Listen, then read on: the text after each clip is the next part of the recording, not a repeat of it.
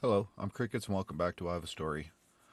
As I've been airing what is going on here in the state of Michigan with our finances, with our corruption through all of our state officials and our court systems.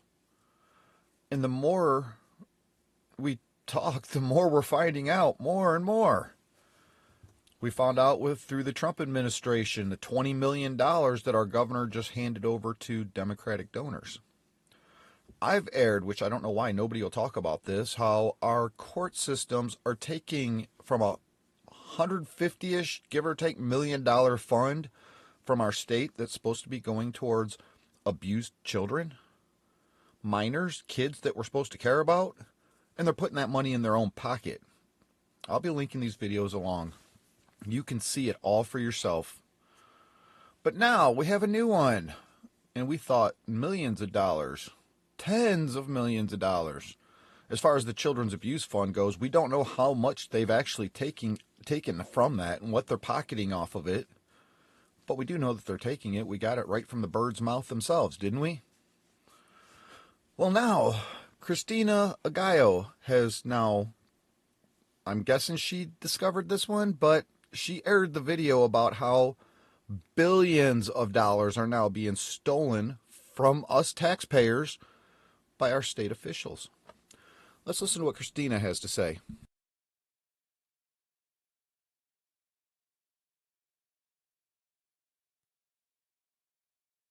I'm Christina Aguayo in Dallas, and here are your top stories.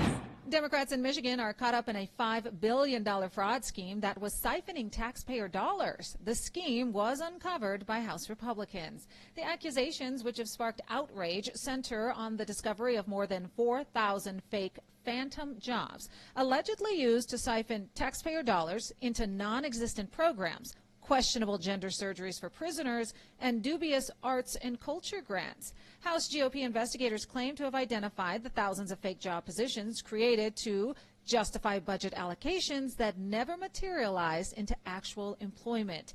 Critics argue this was a deliberate tactic to funnel public money back to Democrats, bypassing accountability and oversight. This as multiple claims come in over fiscal mismanagement under Democrat control, led by Governor Gretchen Whitmer, with the Michigan state budget ballooning to more than $82 billion.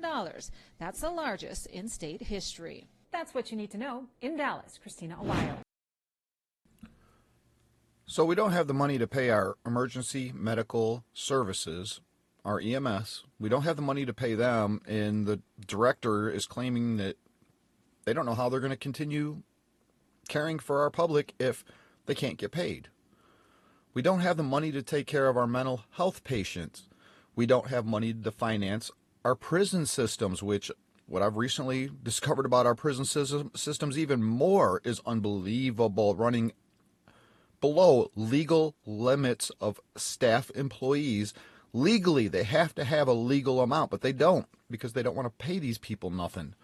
I've talked to the state prison director, and I said to her, how do you expect to hire somebody who wants to work in a prison atmosphere for $18 an hour when they can go get a job at McDonald's for $15 and have a job that doesn't even compare to the stress in what they have to deal with in our prison systems, including getting drugs introduced into the physical system, the bodies of the guards, because they're sneaking and smuggling in drugs through cigarettes, and they're allowed to smoke cigarettes. So when they smoke those cigarettes with drugs in them, secondhand smoke is being consumed by the prison guards, and now they're getting drugs in their system on top of working 7 days a week, double shifts, and the entire stress level. How could you possibly keep your staff full when we pay almost the same amount as McDonald's and all the benefits you get from McDonald's, like college tuition, move on to do something even better, right?